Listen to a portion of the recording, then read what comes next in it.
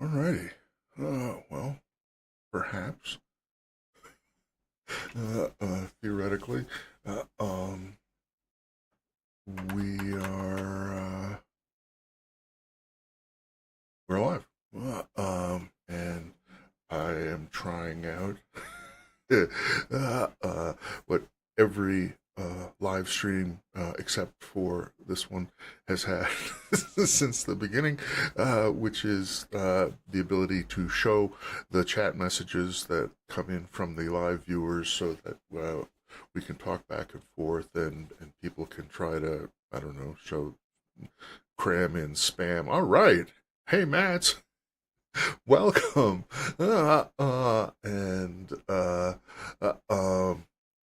So I finally got, all right, and Samter as well. So anyway, I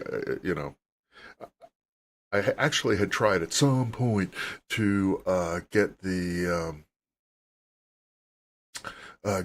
on-screen chat thing, but I hadn't actually done a search. I had just tried things.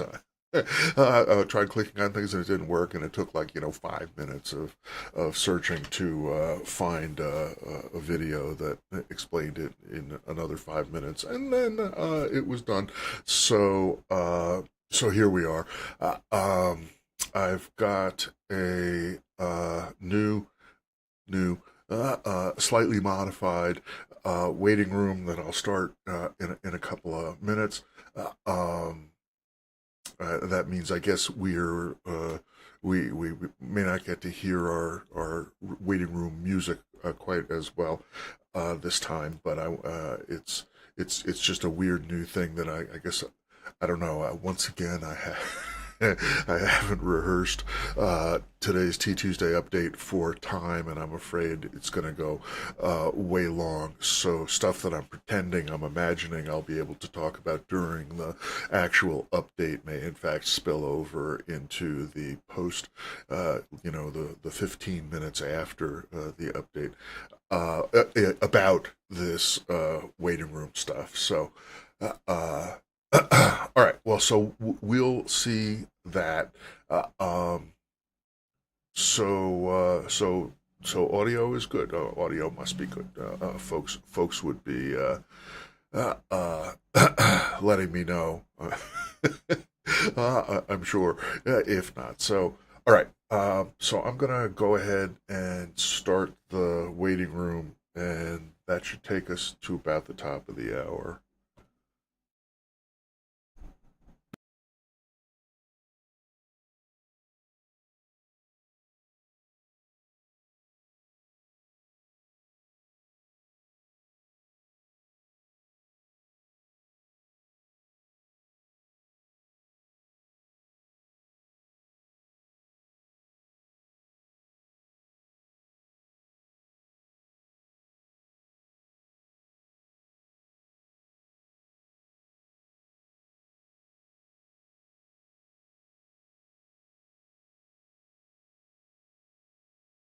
All right, so picture this. You're cruising down the road in your self-driving car, right? Everything's going great, and then boom, the system just freezes up. Oh, no. Yeah, exactly. Not the futuristic utopia we were promised, right? Right. Well, today we're going to take a deep dive into why these kinds of tech meltdowns happen. We're going beyond the gadgets themselves and looking at how computers are built to think and why that might actually be the problem. It really is a fascinating paradox. We become so reliant on computers for increasingly complex tasks, yet we don't often think about the design principles that govern their reliability. And that's where today's source material comes in. Right. We're doing a deep dive into Beyond Efficiency. This paper is by David H. Ackley, submitted to Communications of the ACM. Oh, yeah, I've read that one. Ackley argues that our obsession with making computers as efficient as possible, well, it has a hidden cost. Oh, what's that? It makes them incredibly fragile. That's right. Efficiency has been the driving force in computing for decades. Mm. I mean, we've squeezed every ounce of speed and performance out of these machines. Yeah. But in doing so, we may have sacrificed their ability to handle the unexpected. Okay, so is Ackley saying we should just ditch efficiency altogether, go back to the days of dial-up and, clunky computers? Not quite. Mm-hmm. He's not advocating for a return to the Stone Age of computing. Ha ha. What he's proposing is a fundamental shift in priorities. Okay. He argues that robustness, that's the ability of a system to handle errors in unexpected situations, that should be the foundation upon which we build everything else. Okay, so let's unpack this idea of robustness. What does that actually look like in the real world? Can you give me an example? Sure, think about a bridge. Engineers don't just design a bridge to handle the average traffic load. They build in safety margins, redundancy backup systems to withstand extreme conditions, like earthquakes or high winds. Oh, okay. That's robustness in action. Ah, I see. So Ackley is saying we need to apply that same principle to computers, build them with more like safety nets so they don't crumble at the first sign of trouble. Precisely. And one of the key culprits behind this lack of robustness, according to Ackley, is the traditional design of computers based on the von Neumann model. Okay, hold on, von Neumann model. Can we pause for a second and just break that down for our listeners who, haven't spent years in a computer science lab? Sure. The von Neumann model is essentially a blueprint for how most computers are organized. Yeah. It's all about efficiency data, and instructions are stored together, and the processor fetches them sequentially, one after another, like a well-oiled assembly line. So what's wrong with that? I mean, an assembly line sounds pretty efficient. It is, but the problem is that it assumes everything will always run perfectly. One tiny error in the data or instructions, and the whole system can grind to a halt. Uh-oh. It's like that self-driving car scenario we talked about, one glitch, and you're suddenly in a very precarious situation. So it's that lack of redundancy, that safety net you were talking about. It makes perfect sense. Now, Ackley calls this the perfect logician fallacy, right? Exactly. It's the assumption that hardware will be flawless. Yeah. And any errors are the fault of software or the user. But in reality, hardware does fail. And the world itself is full of unpredictable events that a perfectly logical machine might not be equipped to handle. Think about unexpected inputs, environmental changes, even cosmic rays flipping bits inside the computer. Wow, cosmic rays flipping bits, that sounds like something straight out of Star Trek. It might sound far-fetched, but these things do happen. And as we rely on computers for increasingly critical tasks, we were talking managing power grids, controlling air traffic, performing surgeries, those seemingly small errors can have catastrophic consequences. Yeah, that's a good point. I'm starting to see the bigger picture here. We've been so focused on making computers faster and more powerful that we've neglected to make them resilient. Right. But how do we actually measure this robustness? How do we know if a system is truly robust? That's a great question, and that's where things get even more interesting. Ackley uses a rather unexpected example to illustrate his point sorting algorithms. Like the ones you might have learned about in an intro computer science class. Quick sort, merge, sort, bubble. Sorting algorithms. I have to admit, that's not the first thing that comes to mind when I think about, robustness. It seems a little basic. It might seem basic, but bear with me. These algorithms provide a surprisingly insightful analogy for understanding robustness. Ackley conducted an experiment where he intentionally introduced errors into the sorting process, and what he found was rather counterintuitive. Okay, I'm intrigued. What did he find? He found that the inefficient bubble sort, the one that's often mocked for its slowness, actually performed better than its faster counterparts, quicksort and merge sort, when errors were introduced. Wait, really? The slowest algorithm was the most robust? That's fascinating. How is that even possible? It all comes down to how the algorithms handle errors. Quicksort and merge sort are designed for speed, making large leaps and complex comparisons to sort data as quickly as possible. But when errors are thrown into the mix, those big leaps become vulnerabilities. One wrong comparison can send the whole process spiraling off course. So it's like taking a shortcut through a dense forest. You might be faster if everything goes perfectly, but if you miss a turn or stumble over a route, you could end up completely lost. Exactly. Now think about bubble sort. It's slow and methodical, making small swaps between adjacent elements and repeatedly checking for errors. It's like taking the long, winding path through the forest, carefully checking each step as you go. It might take longer, but you're less likely to get lost. That's a great analogy. So in this case, the slow and steady bubble sort with its built-in error checking turns out to be more robust than its faster counterparts. Precisely. And this highlights a crucial point that Ackley is making. Sometimes a little bit of inefficiency can actually be a strength, especially when it comes to building robust systems. Okay, this sorting algorithm experiment is pretty eye-opening. But how does it translate to the real world? How can we take these principles of robustness and apply them to the complex systems we rely on every day? That's where Ackley's new contract for computing comes in. He's proposing a radical shift in how we design and build computers. A shift that prioritizes robustness above all else. A new contract for computing, huh? Sounds pretty official. What does that even mean? Is Ackley proposing some kind of legally binding document for computer scientists? Not exactly, though. It might as well be. It's more of a philosophical shift, Right. a call to reevaluate our priorities when designing computer systems. Instead of the traditional focus on raw speed and efficiency, Ackley argues we should prioritize three things in this order. Okay. Robustness, correctness, Yeah, okay. and then finally efficiency. Robustness first. It's almost like he's flipping the script on how we think about computers entirely. That's a great way to put it. It's a radical departure from the way things have been done for decades. Yeah, for sure. Extremely Think about it, obvious way to correctness, put ensuring the computations are accurate is obviously crucial. Right. But even a perfectly accurate computation is useless if the system itself is fragile and prone to crashing.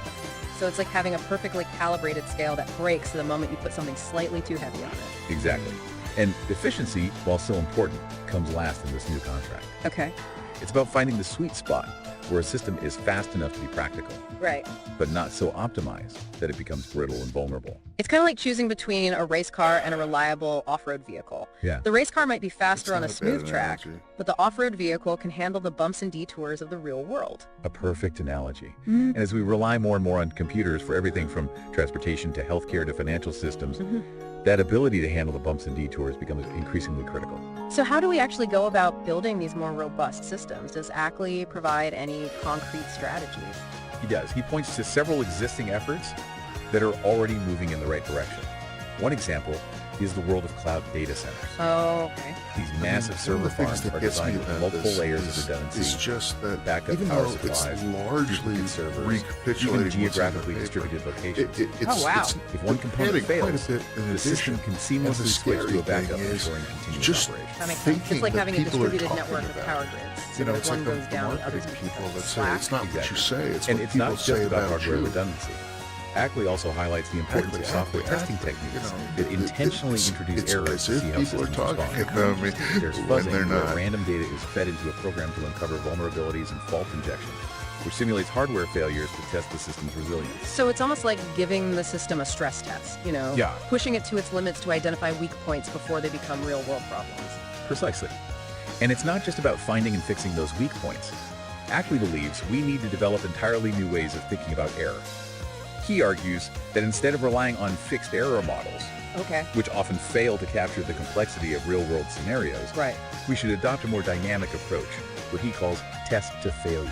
Test to failure. Does that mean we Yeah, just keep and- throwing and errors this at a is system until it breaks? That sounds a little chaotic. Never said this. It in might the sound paper. chaotic, but it's That actually a this is very one of the systematic way to assess hallucination robustness. business there. The idea is to keep increasing the test failure intensity is and a good variety thing. of errors I think until the system I can no think longer basically function the correctly. AI is Okay. stealing. This allows from us to identify the future breaking code points, understand the failure modes, podcast, and ultimately design systems that are inherently more Logan resilient. Ivan and It's like those Jimmy. crash tests they do with cars, I think smashing they them did into use walls the at phrase speeds test to it. see how they hold up. It's exactly. It's about pushing the limits to uncover vulnerabilities and then using that knowledge to build better, safer systems. And Ackley doesn't stop there. Oh, he does. He also highlights the potential of machine learning to contribute to this No, new he era doesn't. of robust computation. Machine Sorry. learning. I thought that was all about teaching computers to recognize patterns and make predictions. How does that tie into robustness? Machine learning is indeed about patterns and predictions. Yeah. But it's also about learning from mistakes. One of the key features of machine learning systems is their ability to adapt and improve over time based on the data they're exposed to. Okay. This means they can learn to handle new and unexpected situations, even those that weren't explicitly programmed into their code. So it's like having a computer that can learn from its own crashes and glitches, you know, becoming more robust with each experience. In a way, yes.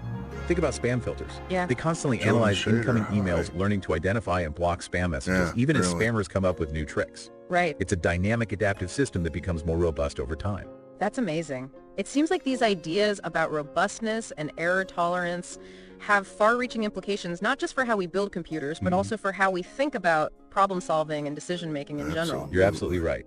Ackley's right. work is a call to embrace complexity, Call to to embrace. acknowledge that errors are inevitable, Right. and to design Yes. systems that can not only tolerate those errors, but actually learn and grow from them. It's a paradigm Doesn't shift that necessarily can mean fundamentally change the way we complexity, interact with though. technology and the world around us. And while there are already pockets of progress happening, Ackley argues that we need a more systematic approach to truly realize the potential of robust computation. He calls for new theories of error, new metrics for measuring robustness, and new incentives to encourage its development. So it's not just about tweaking a few things here and there, it's about a fundamental rethinking of how we approach Uh-huh. computing. Absolutely. Yeah. And this isn't just some abstract academic debate. It has real-world implications for the safety, reliability, and ultimately the trust we place in the increasingly complex systems we depend on every day. Okay, this has been an incredibly insightful conversation, It has. but I have to admit it's also a bit overwhelming. It's making me question everything I thought I knew about computers. It's certainly a lot to take in, but that's the beauty of a deep dive. Yeah. It's about challenging our assumptions, exploring new perspectives, and expanding our understanding of the world. Well said. And speaking of expanding our understanding, I think it's time to take a quick pause and gather our thoughts before we dive into the final part of this fascinating conversation. Where I put All right, we're back ad and in. ready to wrap up our deep dive into Unbelievable. beyond efficiency. Well, we've been talking about this really interesting are shift, people in publishing these computing things? from Are people pure putting these, efficiency AI to a focus on speakers robustness. out there? And honestly, it's kind of blown my mind. I mean, Yeah. I never really thought about computers being fragile before. Yeah, it's not something we're often taught to think about. We tend to assume that Blue computers screen just of work. death? You know? Oh, Yeah. They're these infallible What machines. planet are you on, Right, AI they're supposed girl? to be these perfect logic machines, crunching numbers and executing instructions without error. Exactly. But as we've discussed, that's not always the reality. Hardware fails, unexpected events occur, and the world throws curveballs that even the most sophisticated algorithms can't always anticipate. And Ackley's point is that, those failures, those unexpected events are becoming even more critical as we entrust computers with, increasingly complex and important tasks. Right, think about self-driving cars, medical devices, air traffic control systems, financial markets. The stakes are getting higher and higher. So what's the takeaway here? What can we actually do to, move towards this more robust future of computing that Ackley envisions?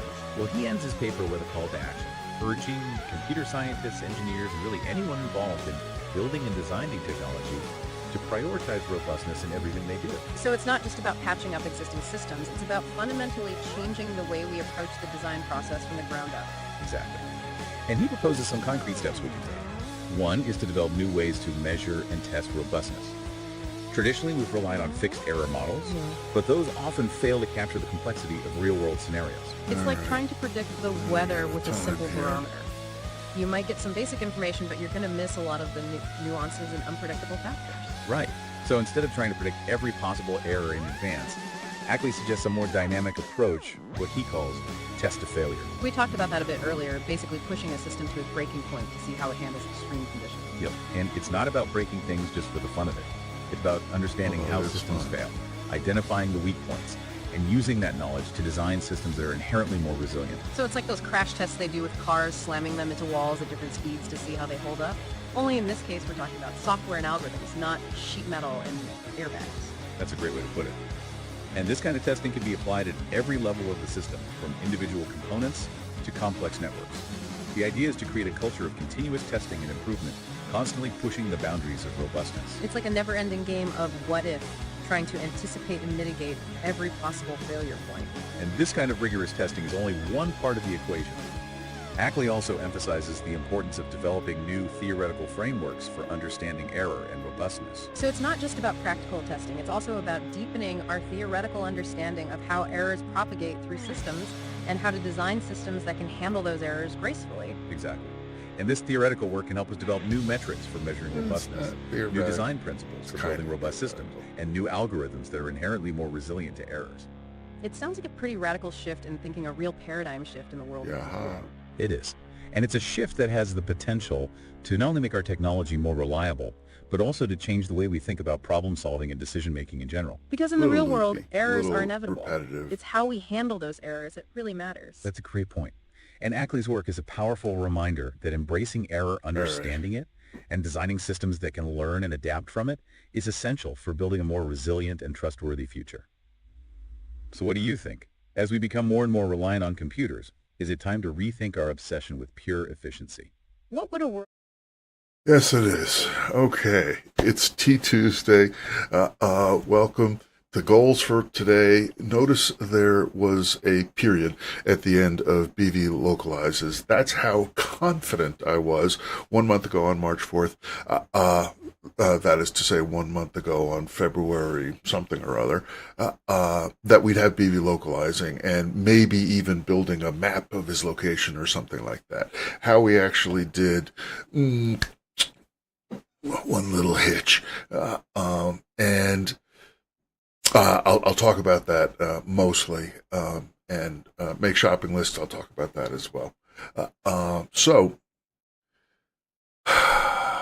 I think I showed this last time, but I ended up not using it.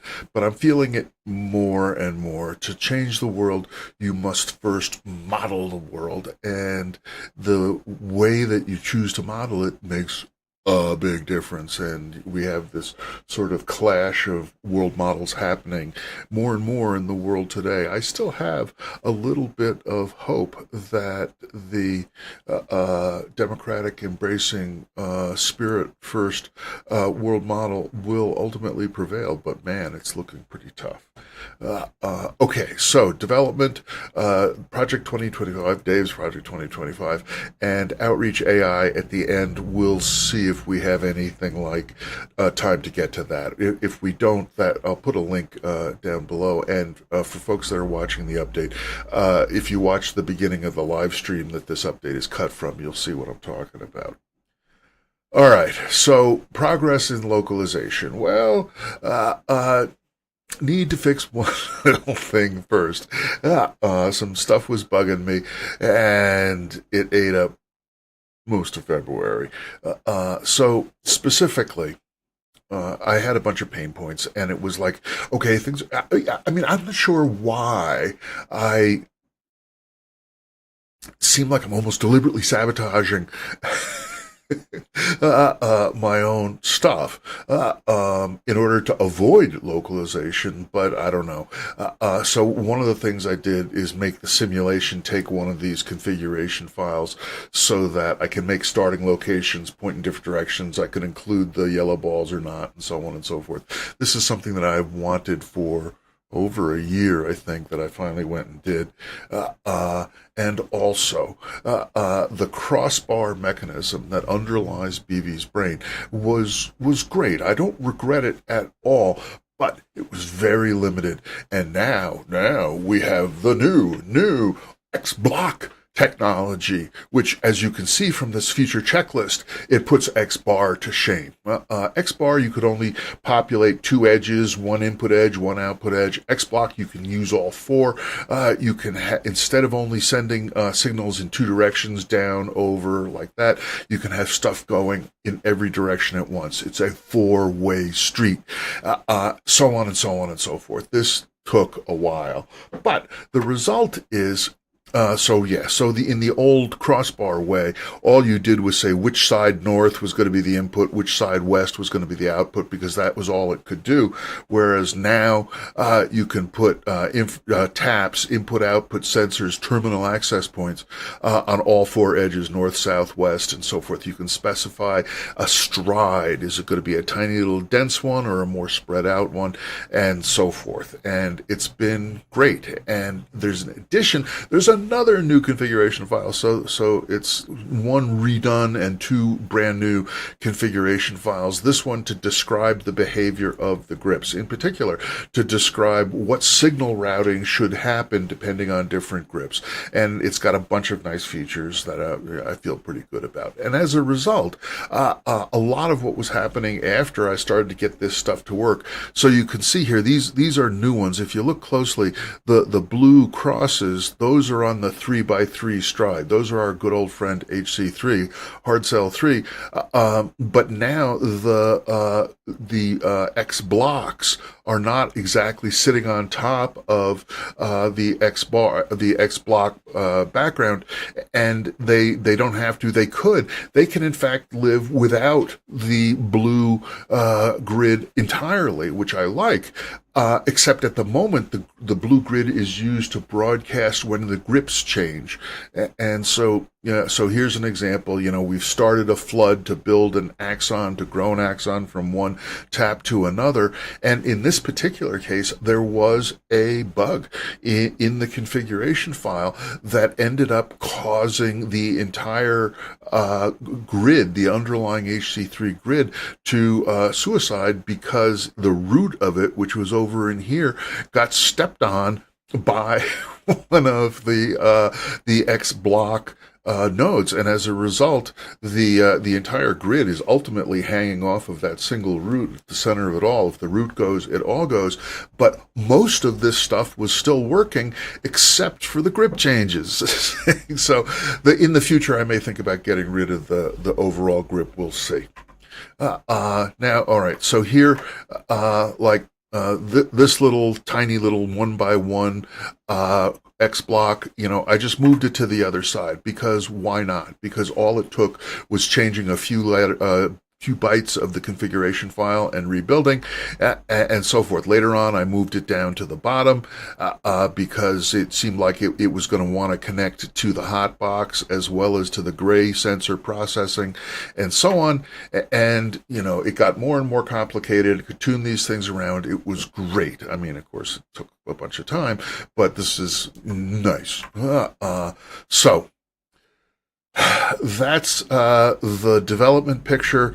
Let's take a look at our one and only Beevee for this update about what we got out of all of that, where we failed to get localization, but we got this instead.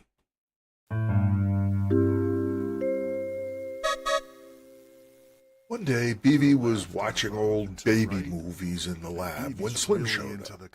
Hi, Beevee, said Slim. Hi, Slim, said Beevee.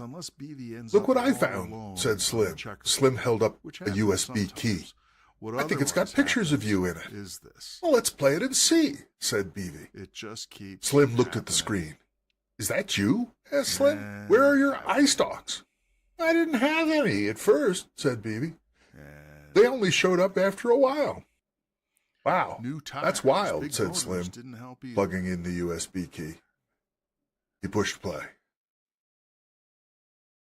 Who's that dude? asked Beevee. So I'm going to show you. No idea, said Slim. Looks like an academic. Results What's coming out that? of our lab Academic? that asked suggest Beevee. we Well, are I'm on not really a sure, said breakthrough Slim. They're like of tech a writers, but there's no tech with general, it. fully They're like developers, but their code is really, really bad. Agentic They're like, this is boring, interrupted Beevee. Let's skip ahead.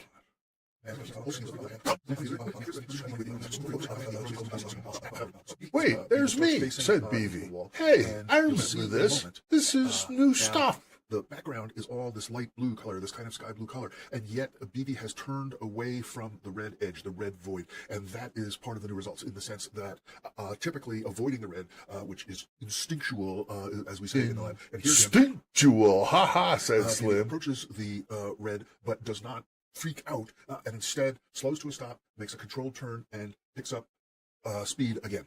This process of driving as far as possible until encountering the border, the red border zone, and then turning left, produces a border patrol drive in the leader that can use obviously for Which could obviously be valuable to somebody. Blah, blah, blah, said Beevee, skipping ahead again. There's some useful fun stuff up here.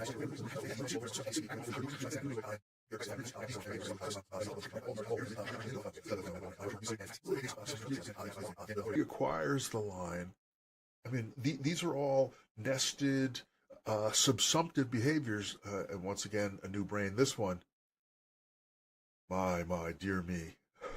Hey, screw you, said Beevee. I'm not your dear anything, okay? The wrong line. Now 1, 2, 3 requires from more rather than 2, which is what had been running. But overall, we may be able to see when we get to the next edge here. But right down here, there's a little blue spot that you'll see, and when Beevee gets close enough, that spot will turn red, and there it is.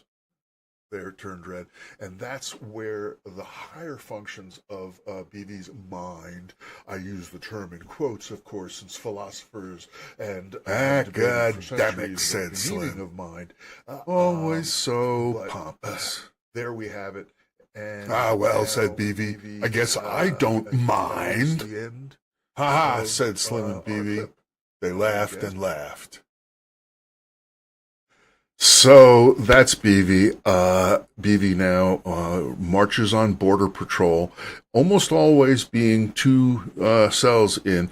I'm still tweaking the PID controller that I talked about last time, partly because I didn't realize how tricky the interactions between them are, and also because the X-Block, the conversion from X-Bar to X-Block changed a lot of stuff, but it's getting there.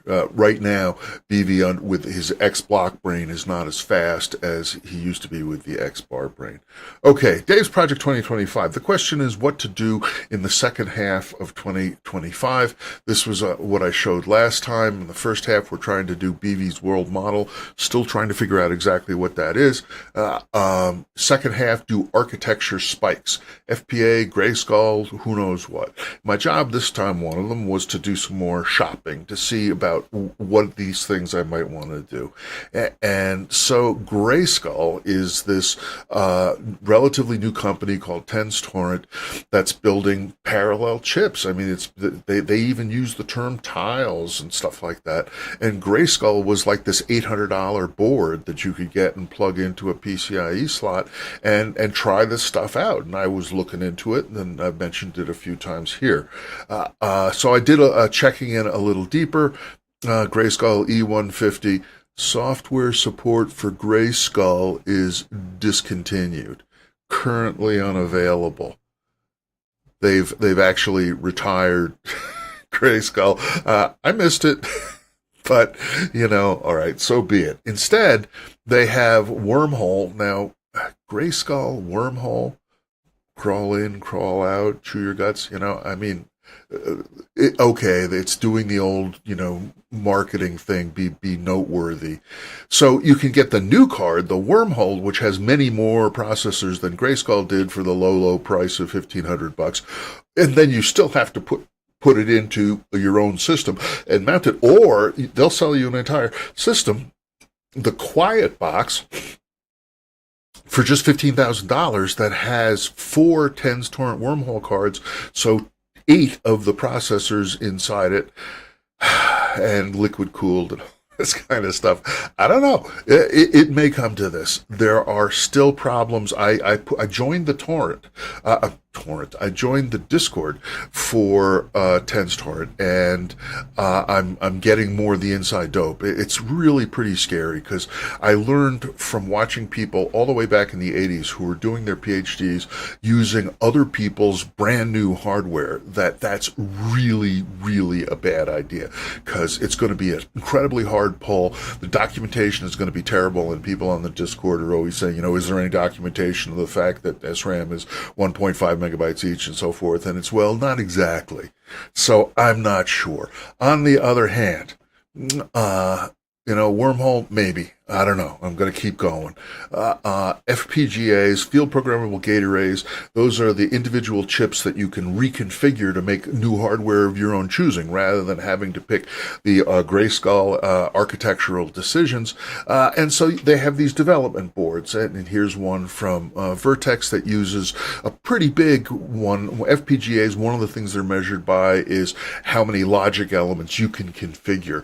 And I've done FPGAs before, and I did one that had maybe 100,000 logic elements in it, and I was running out of space constantly. It was an incredible pain in the ass, and even doing a fairly small thing, I was very quickly struggling to how to pack it in. So if I'm going to do an FPGA thing, I want to do a big one. So, a development board like this with 1 million gates on it, okay, that's not bad. I'm not even sure it is 1 million gates. But I don't have the slide. This board is $16,000. And again, you still have to have a computer to stick it into. Or you can spring all of the stops and you can get this chip. Now, this is just a chip. It's not even an evaluation board. But this thing, in a particular version of it, it has 8 million logic gates, and it costs $96,000. So my real issue with FPGAs is that I feel like I've done it. I'm a little tired of it. It's got all this vendor lock-in stuff, so I'm worried about that. All right, Outreach AI. I don't have time to talk about it, so like I said, folks, if they are watching the update, check out the live stream. I'll talk about it a little bit more right after the update. So the goals for next time, make something, do something by itself, and have big fun. I would like it if making something do something by itself has something to do with Beevee localizing itself, but that will be to be determined. So thank you so much for checking out the update, whether you're live or in any time in the future, and I hope to see you next time. Okay. And that is that. A little bit long, but not too horrible, hopefully. And we're back. Let's check in on the chat.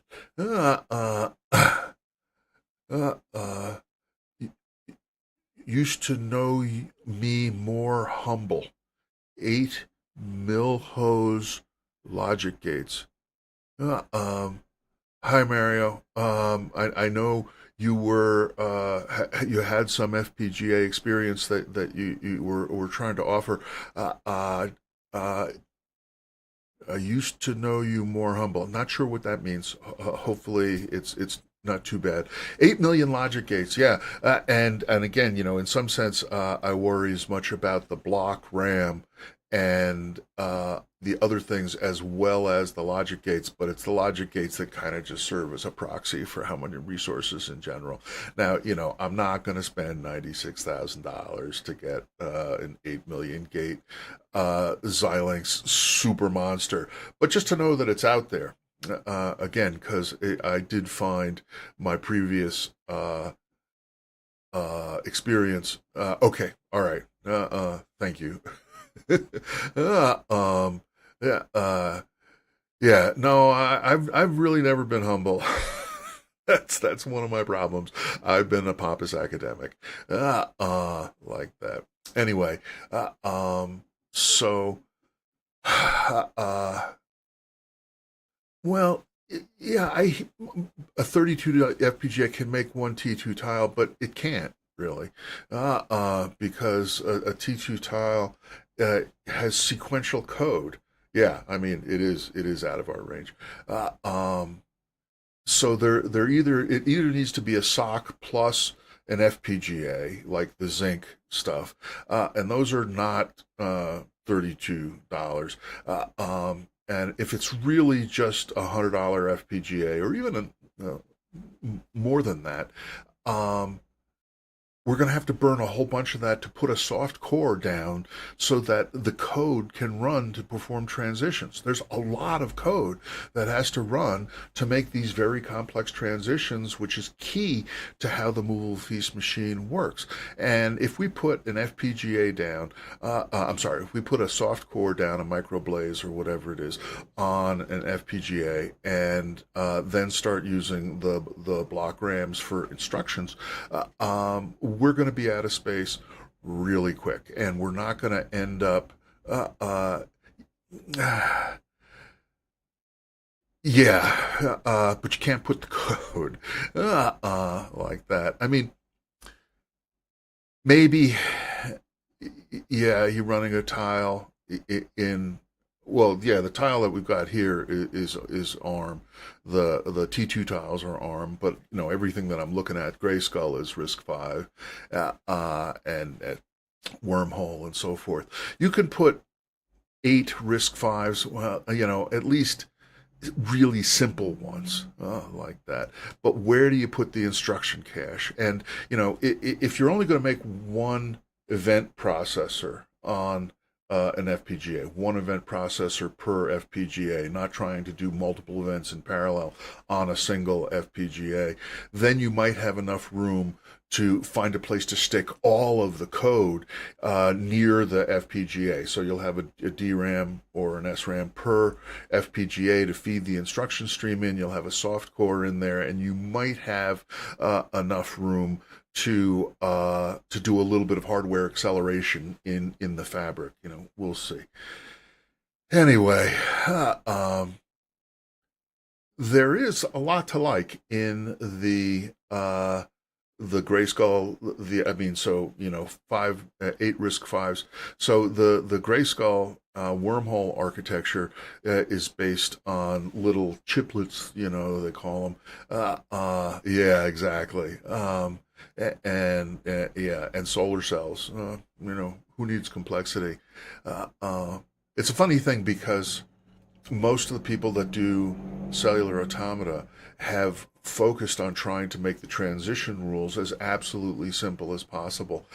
And that was not my goal. My goal was to find out if we're willing to make the transitions more complex, in particular by having a fairly big event window, a fairly big neighborhood, and then we'd be able to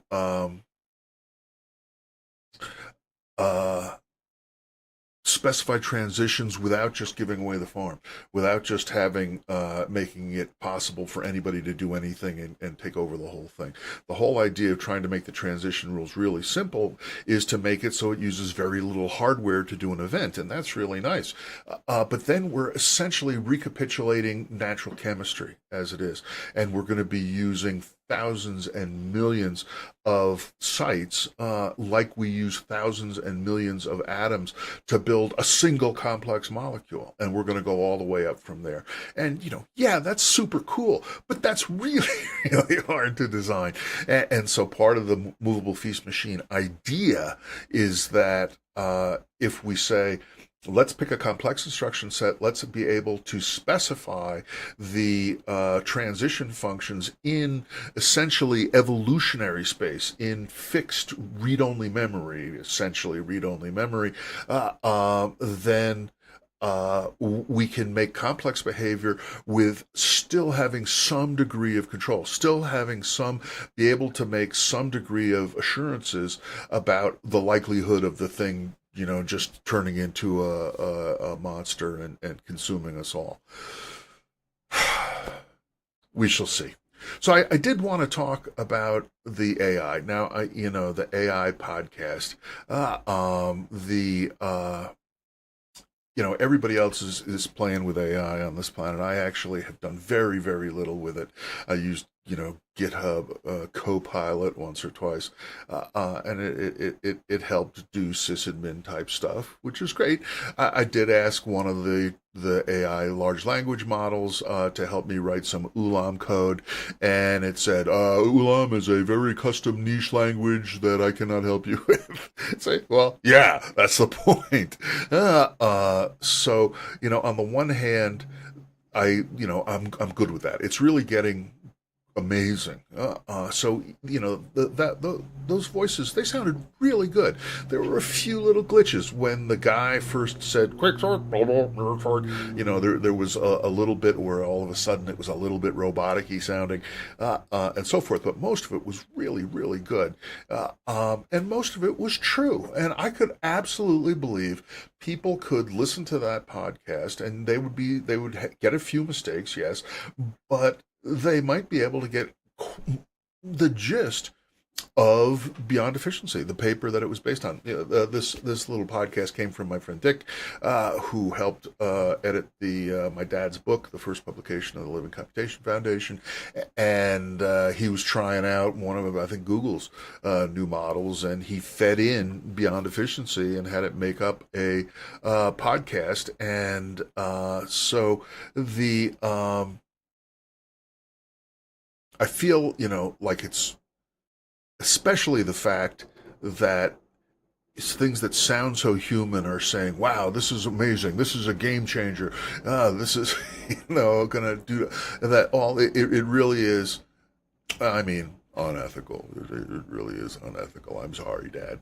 I shouldn't have put it into the live stream, even with warning signs all over it, because now it's going to feed into the AI slop of the next generation, and so on. And I really do think that the AI, it didn't just base its deep dive on what it read in the paper, although I can see that obviously it took all the context and stuff like that.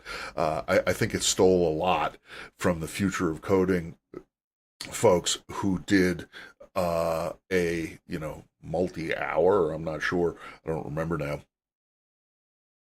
podcast on Beyond Efficiency on the paper, and I think they had test to failure and stuff like that in that, which is really a good thing to bring up. I didn't talk about it in those terms because I wanted to be talking about degrees of failure. Talking about test to failure still sounds discrete. It's working, it failed. Rather than it's working worse, it's worse, now it's failed completely, like that. And so to have a smooth error gradient, a hill around correctness, rather than you've got to be absolutely perfect or you failed, that was the reason I did not phrase it in terms of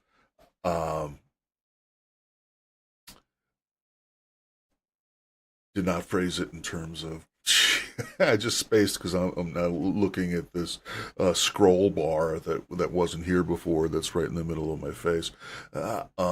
In using the phrase "test to failure." Um, so, Mario, okay, still talking artificial life, changing the firmware, we're connected. Right, yeah, it's a little bit like that, and that's because the firmware is not in read-only memory, it's in flash, so it actually can be changed, so that is a risk. Uh, um, Spectrometer 18, living in a T2 tile project, but discrete. T2 tiles are discrete. They're just not deterministic.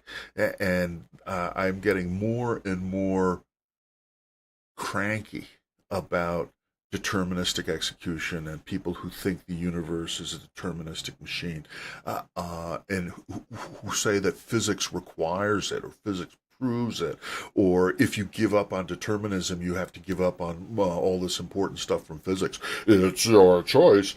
And I really think that's not just wrong, but deeply wrong, and at this point, bordering on evil, bordering on unethical, like that. And if I'm going to get loud, and I may get loud, I'm trying to find ways to become more emphatic before I, die, and while still trying to be good spirited, because the whole point is, if you can't be good spirited, then there's no point. Well, it's worse than just keeping your mouth shut. If you can't think of something good to say, think of something good to say.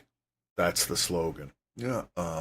All right. So, folks, thank you again for coming. Mario, thank you so much for contributing, and I really appreciate you finding the time. I guess you were in South America or Portugal or something. I can't remember exactly, but thank you, David. Hi, haven't seen you for a while. Determinism feels a lot like the root of all evil to me. It really does. And thanks, Mario. And so I guess we will. Thank you, Parameterized. I've enjoyed following all your stuff, and I hope to see folks in the Discord and on April 1st for the next T2sday update. Okay, so I'm gonna call it, I guess. That means I need to go down to the reel down here. Okay. And can I put? I can put hearts and stuff onto my own thing. But they don't show up. Okay, that's good. Maybe they do, maybe they don't. We haven't gotten past our 20-second lag. All right. That's it. Thanks again, folks. I'll end the stream. Oh, they do show up. I just saw them. Those hearts and stuff. That was more marketing. That was me hearting myself. So great. Okay, that's it.